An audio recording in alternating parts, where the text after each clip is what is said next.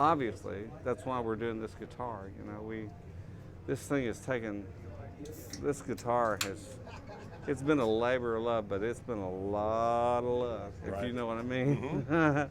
And I've had a lot of help, I gotta tell you. Philip has been tremendous. I mean, he's been so helpful in making sure that I had the resources that I needed. Oh, here's one now. Do I have mine over here? That should not have a pick guard on it, but it does. Mine doesn't. This is the first weekend it's out, so you may see a few little things that aren't really supposed to be there. Just the pick guard and the holes that. Got it. Yeah. They're not there either. So just so you know, and this is this faceplate will be changed. The stinger on the back will say LRP 001, 002, 3. I don't know how many we're going to do yet. We started out to do 50, and we already fulfilled that order. Oh, thank you, Chad. Speaking of friends that have helped me, Chad Underwood, ladies and gentlemen. If you don't mind. Excellent. This guy, Chad Underwood, one of the greatest builders in the world right there, and a dear friend. Plus he knows every Andy Griffith episode, as I do, and every Lonesome Dove line, so we have no problem. We can have complete conversations and never leave the Lonesome Dove book of lines. Yeah, whatever that is. Yeah. Oh, fan mail. Oh, sorry. Let me turn this off. Heavens to Betsy, it's Johnny A. Oh, Johnny! Let's see what he has to say. Hello, you're on the air. Yeah, you're really literally on the air. I'm sitting here doing an interview right now, but I said, look, it's Johnny A calling. So are you? It's at 2:30. Just it's at the Gibson. It's down at Gibson USA or just the main Gibson thing. Lair, the Gibson Lair. Yeah, they've got a little tiny stage. Come and harass, please, and hopefully, I'm trying to make this thing into an all-out jam session, and they're dissuading me. But we may take over anyway, like we did last night. Yeah, we did. Well, buddy, it was great seeing you last night. Be great, John. Thank you. Bye, buddy. Good man. Indeed he is. I can't understand anything he says, and he can't understand anything I say. He's from Boston, and I'm from Stephenville, Texas, and I'm from Wisconsin. We got it all covered. Yeah. All accents covered. Yeah.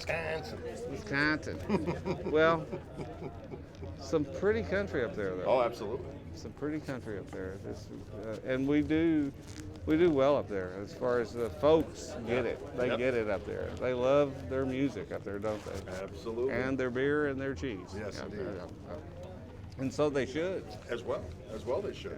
Yeah. You know, I guess there's a statistic that every third bottle of brandy made is consumed in Wisconsin. Is that true, really? That's a true story. Oh, my. Well, this gives, all right, here we go. That's interesting. I'm going to remember that. All my friends from Wisconsin, now I know why they never answer the phone. But this is a lot closer to what we're talking about here.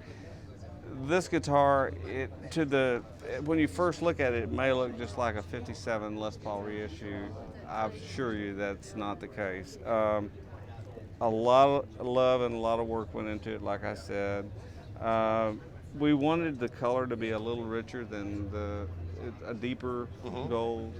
And so I don't know how many times we shot it before we got it right, but we got it right. And the necks were hand rolled. It's sort of I had my old 56 is a little smaller than this, and my 58 might be a little bigger than this. So this is somewhere in the middle. You can feel of it. And tell me would you say that's large or medium? Yeah, it's got some girth to it. It's pretty girthy. I like it. I like some girth. It feels good. It does. And you notice that the back of the neck is kind of got it's Yep. not a satin finish, but it's similar to a satin finish. So you don't have that Right, exactly. when you get a new guitar. So it feels broken in, Right. when you play it for the first time. There is a few physical things that are different. We have the back off because we've been working on this. I say we have. Chad and Ron Ellis have been working on it. The pots they feel so much better. Thank you. Yeah. What are these pots? Born pots? Yeah. Wonderful. Thank you. These guys have Born been, to rock. when I say this has been a joint effort, I mean really I've had something to do with it, but a lot of people other than myself have had a lot to do with it too. Chad and Ron Ellis, who made these pickups, by the way. All right, what is different about those rascals? Well, there's a lot different about these. I didn't know that there was that many different ways you could make a pickup. But could we get Ron over here for Sure, a sec? absolutely. Can you hear him off my mic? Do you mind coming in, Ron? Be okay? Y'all, this is Ron Ellis. Come on here, buddy. They're kind of a fixed camera there. This is my. There's another stool grower than anyone to. Here, we can do this. Okay. Ron can give you a little better rundown on these pickups than I can. So, Ron, I met Ron through Bill Hullett, a dear friend of mine, played on my first album, and are you okay? You got everything you need? All right, we good? And I asked him, he was making some single coils that were just absolutely wonderful, and I had asked him, have you done a humbucker yet? And that's kind of how it started. I'll leave it with you from there. Yeah, well, that's how it started with Leroy and I, because I've been doing single coil style pickups for about 8 years now. Doing a lot of research on the materials. I work in engineering, so I have access to spectrometers where I can test all the materials. And so I've been breaking down the magnets and the wire and over the years and figuring out what was used in the old Fender and Gibson guitars. So I've been so busy with the single coils, I kind of put off for a long time doing the buckers. But then meeting up with Leroy, it gave me the incentive to start working on them. So we've been working together for what, 8 months or something like that. Somewhere thereabouts. Probably feels longer than that to you. It's been a long haul. After putting up with my incessant phone calls and then waiting for me to call back. That's We've both been busy. yeah, we've both been busy. But we've just tried variables in different types of magnets, and it just seems when you're talking about a PAF, it's which PAF you're talking about. Right. Exactly. Because they're all different. Yeah. And so really, I try to take the whole equation of PAF out of it. Yeah. And it's making a good pickup. It's making a good humbucker. Yeah. And, and trying to keep that consistency up. Absolutely. So, but I wanted to do it with Leroy where we got the right pickup for what you consider a good PAF. Yes. And the guitars that I've checked out that I've really thought of are great PAFs are more single coil like. Right. They're very clear and clean. They don't really drive the amp really hard unless you want it to. Right. So you hear more of the guitar. Exactly. And so we pitched things back and forth and finally came up with a good combination of a laid back, where the notes bloom and swell. Right. And Can I add one thing?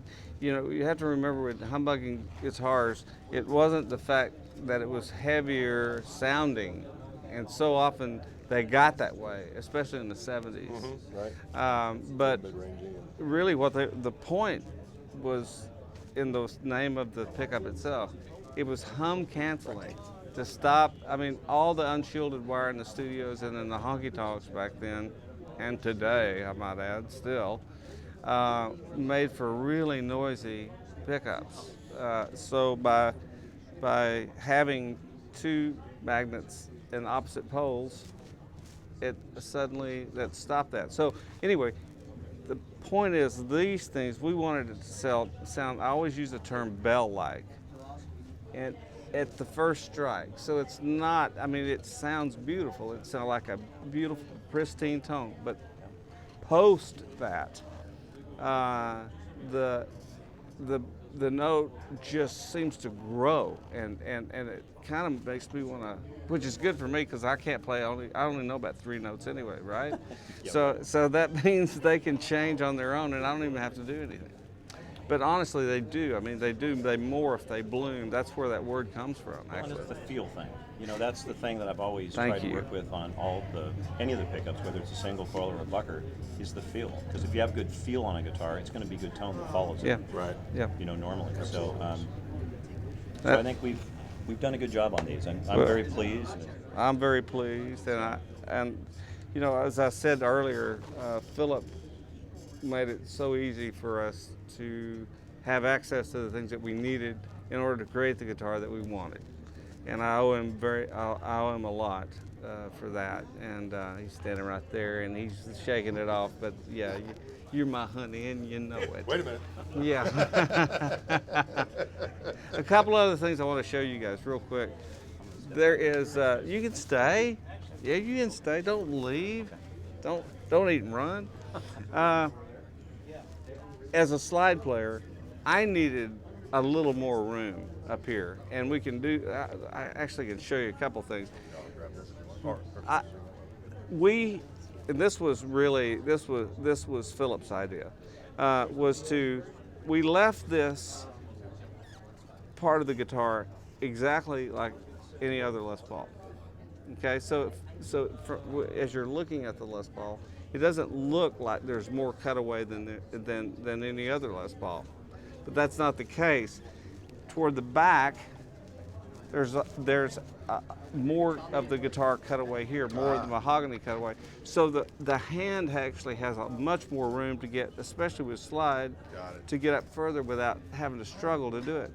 Get what I'm saying? Absolutely. That was Philip's idea. Also, Philip's idea was to knock down a little bit of this, the bump right there, where the neck joins the body.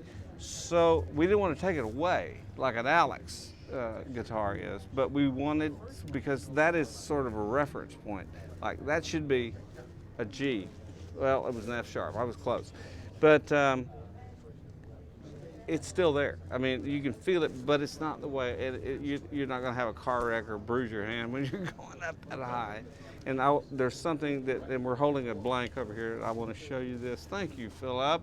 He won't get on camera. He will not do it. Ever since that True Grit thing, he just.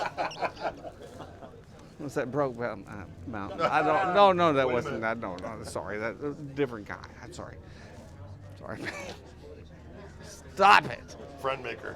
Yeah.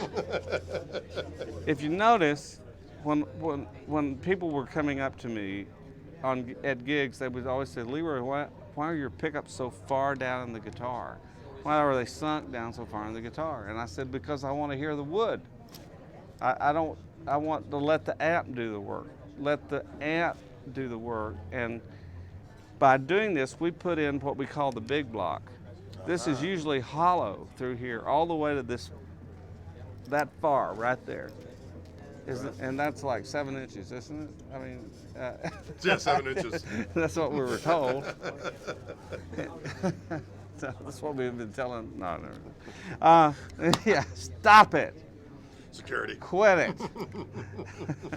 I can't stand myself. This was Philip's idea as well, to leave this big block in. We left the wood in, so if you notice, the pole pieces can go down into the mahogany. So you're not only hearing the top, the maple top, the pop of that snap of that maple top, but you're also hearing that beautiful resonance of that mahogany behind the guitar. Same thing here in this one.